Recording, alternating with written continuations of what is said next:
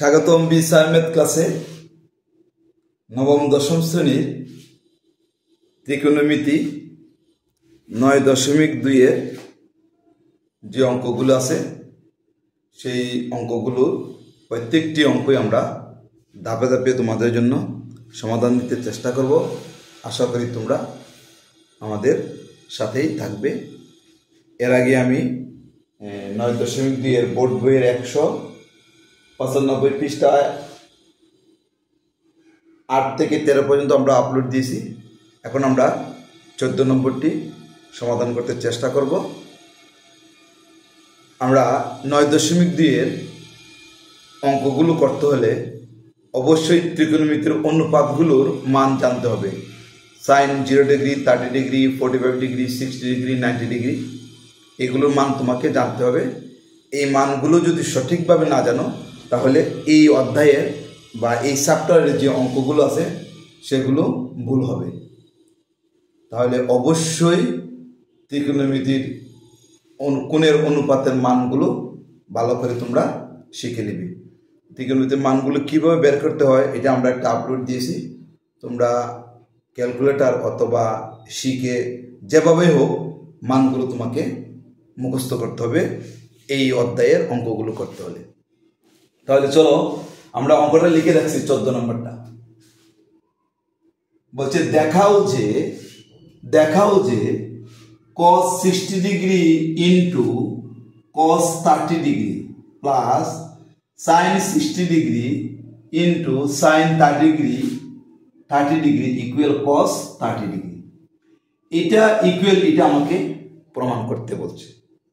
তাহলে আমরা প্রথমে লিখব লেফট হ্যান্ড সাইড দিয়ে সেই অংশগুলো লিখব।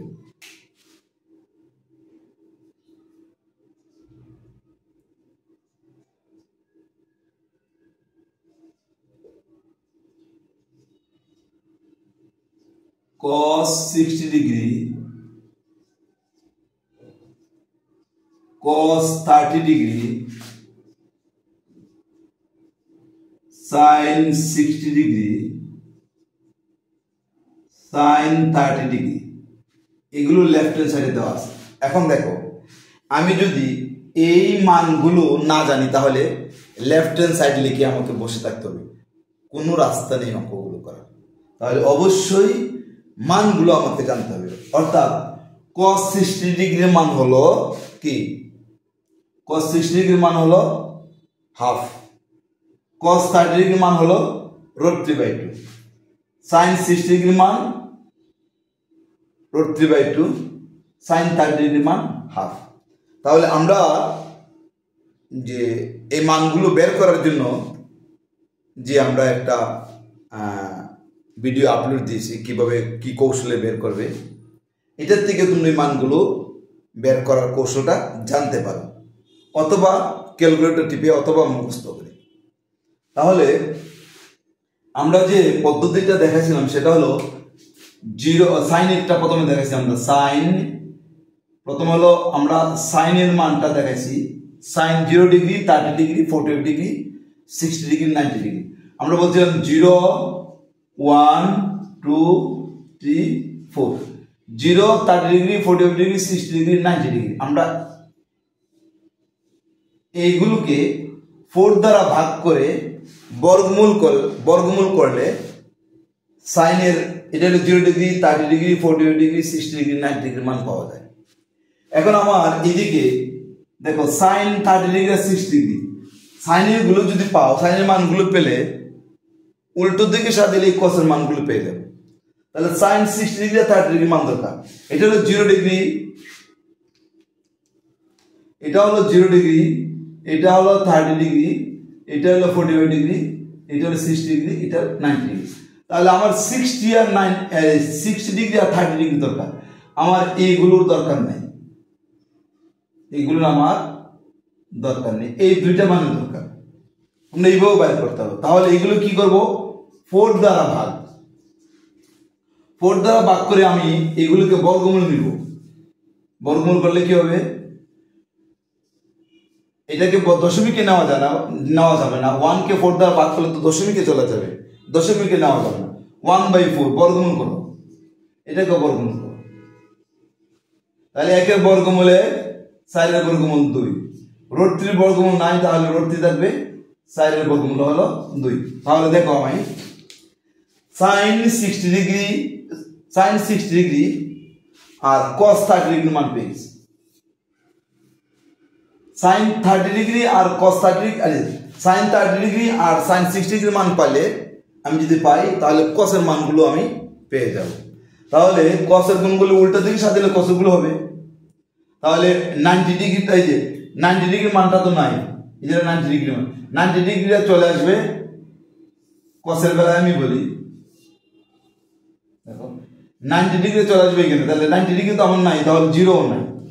60 ডিগ্রিটা চলে আসবে √3/2, cos এর কথা বলতেছি। আর 45 ডিগ্রি নাই, এটার পরে 45 ডিগ্রি এখানে আসতে একবারে হাফ।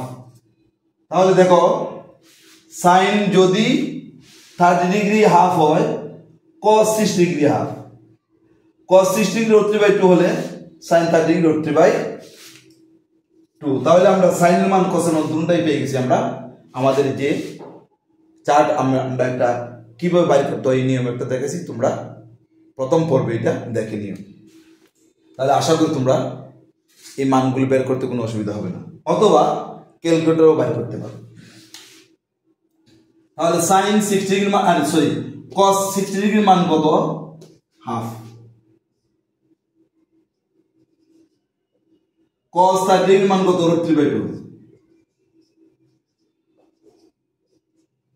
sin 60 ডিগ্রির মান কত? √3/2। sin 30 ডিগ্রির মান কত? হাফ। এখন দেখো আমরা উপরে উপরে গুণ, নিচে নিচে গুণ, উপরে উপরে গুণ, নিচে নিচে গুণ করবো। এই দুইটা গুণ করবো, এই দুইটা গুণ করবো। √3 √3 গুণ করলে হয় √3 1 √3, 2 দিয়ে গুণ করলে 2 দুগুণে 4, √3 কে গুণ করলে হয় √3, 2 দুগুণে 4। এখন আমরা 4 এর লসাগু নিব। 4 আর 4 এর লসাগু কিন্তু 4 এ হয়। 4 দিয়ে 4 এর ভাগ করলে কত হয়? 1। 1 দিয়ে √3 কে গুণ, অর্থাৎ যে লসাগুটা নিবা সেই লসাগুটাকে হর দ্বারা ভাগ করবা, ভাগ করে যে ভাগফল হবে ভাগফলটাকে √3 দ্বারা গুণ। তাহলে 4 দিয়ে 4 এর ভাগ করলে 1 হয়, 1 দিয়ে √3 গুণ করলে হবে √3, প্লাস 4 দিয়ে 4 এর ভাগ করলে কত হয়? 1, 1 দিয়ে √3 গুণ করলে হয় √3। বুঝা গেছে? এখন √3 যোগ করো, এটাও প্লাস এটা প্লাস, তাহলে 2 √3/4। এখন 2 দিয়ে 4 এ কাটো 2, তাহলে কত হলো? √3/2। তাহলে আমরা লেফট হ্যান্ড সাইড পেয়েছি কত? √3/2। লেফট হ্যান্ড সাইড কিন্তু আমরা পেয়ে গেছি √3/2। রাইট হ্যান্ড সাইডে আছে cos 30 ডিগ্রি। cos 30 ডিগ্রি মান কত? এই যে sin 30 ডিগ্রি মান হচ্ছে 1/2, cos 30 ডিগ্রি মান √3/2। তাহলে আমরা রাইট হ্যান্ড সাইড লিখে cos 30 ডিগ্রি মান বসে দিলেই হয়ে যাবে। cos 30 ডিগ্রি মান কত? √3/2। আমরা এখন এদিকে লিখি রাইট হ্যান্ড সাইড